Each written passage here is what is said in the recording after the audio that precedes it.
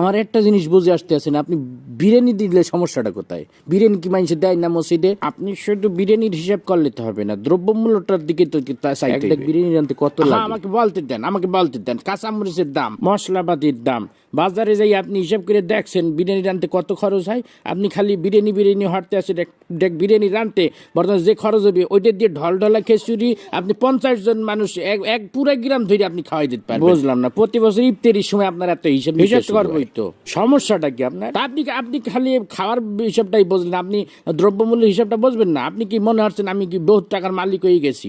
হ্যাঁ, এখন যত কামাই তত খরচ। এই যে আপনার মসজিদে প্রতি মাসে ইমাম সাহেবের বেতন না দিলে ইমাম সাহেব চলবে কেন? থামেন, আমার কথা বলতে দেন। আবার এই যে রমজান মাস আইছে, তারাবি পড়াবে, হাদিয়া দিতে হইবে না? আমার খরচ কি কম? ফেতরা দিতে হইবে, জাকাত দিতে হইবে। শোনেন একটা কথা, রিজিকের মালিক আল্লাহ। আল্লাহ আপনার ধন সম্পত্তি দিছে, ধন সম্পত্তি দিয়ে আপনার পরীক্ষা লেতে আছে।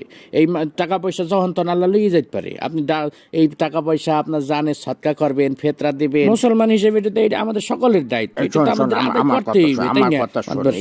সবাই বয়ান করে যে বুঝানো যায় না, বুঝছো?